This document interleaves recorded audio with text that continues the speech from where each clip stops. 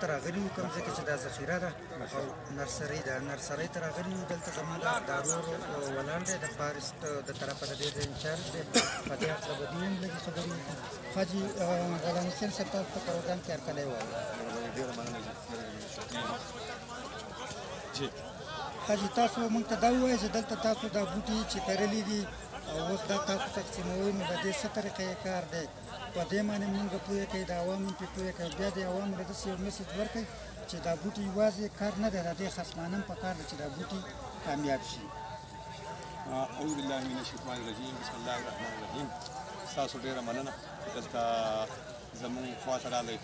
او دا کوم چې د دې نرسرۍ کې کوم ډسټریبیوشن روان دی نو دا خره چې دا په د کیمره په ذریعه باندې د خلکو ته مطلب دا دی چې ښکاره شي موږ طریقې کار د بوټي دا دی چې یو خو موږ دلته بوټی کړی تقریبا مسلسل یو کال په کوشش او په محنت باندې دا دې کې ته رسېدلی دی. زه چونکې د دې کې انچارج یم نو دلته زموږ سره نور ملګري هم د فارس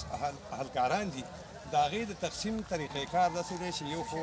موږ مخکې له اول پام د دې خلکو نه دوی ته موږ باقاعده یو میسج چلولی دی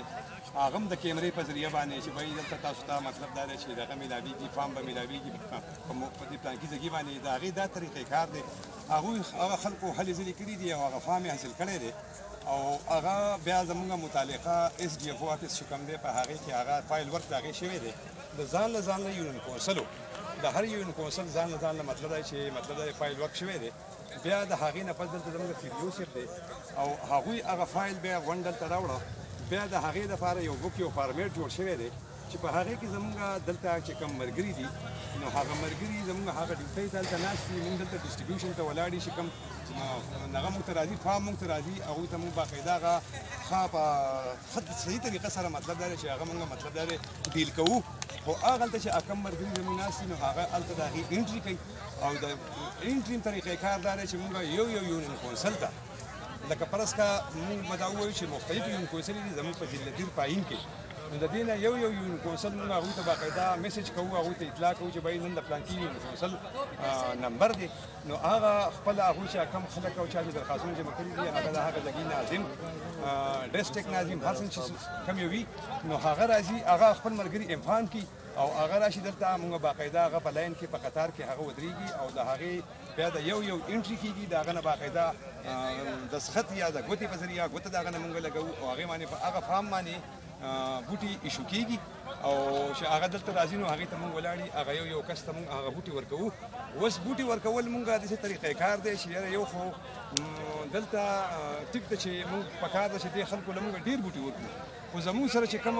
ټارګېټ دی نو د خلکو ډیمانډ ډېر زیات دی چونکې موږ داسې طریقې کار وضع کړی دی چې یاره د هر یو کس هسې یو هم تش لا نه شي او د خلکو ته بوټي میلاو شي 200 300 400 نو چې هغه میلاو شي نو زما د خلکو ته هم دی دا درخواست دی چې یاره کم بوټي تاسو وړئ نو لحاظه دا ډېر ښه په صحیح طریقه سره نه کوي ځکه چې په دې باندې ډېر محنت ډېر تکلیف تېر شوی دی او دا شوي دی ډېر په محنت باندې نو چې تاسو یې ولګئ دې هغه کم مونږ چې د دې هغه کم مقصد دی چې هغه مقصد حاصل شي نو د دې چې کله بوټی ولګي او بوټی انشاءالله خدای دغه مقام ته ورسي نو د دې ملک مطلب دا آبادي ده او زموږ د ټولو لپاره د خیر او د ښېګڼې دا خو زموږ ورور غلام حسین صاحب چې هغه په دې حواله خبرې وکړې ګرانو کتونکو زه په خپله هم یو دوه درې خبرې ستاسو سره شریکوم ستاسو د رهنمایۍ دپاره ګرانو کتونکو ځنګلات چې دی نو دا د یو ملک په معیشیت کې هغه ریړ کې هډي چې څه ته وایي هغه دی د یو ملک د ښه بهتر اقتصاد دپاره پکار ده چې د هغې په 25% ځمکه باندې ځنګلي او بله خبره دا ده چې د ځنګل نورې دا فواید دي چې دا کم دا زمیني کټاو چې دی نو دا ختموي د دې تدارک کوي بل دا چې کله جنګ ونښلي نو دا د فضایي حملو نه د بچاو یو ذریعه ده دا یو نیچرلی کیموفلاژ دی او بله خبره دا ده چې په کوم ځای کې ځنګلي نو هلته دغه ځای آب و هوا ښه خوشګواري هلته بارانونه هم ډېر کېږي نو داسې ډېر څه دي خو زه په اخره کې بیا تاسو ته دا درخواست کوم چې تاسو دا کوم بوټي ویوړو تاسو کوم بوټي نه کړل د دې خصمانه وکړئ چې دا کامیاب شي والسلام دا هم یوټیوب چینل دی او دا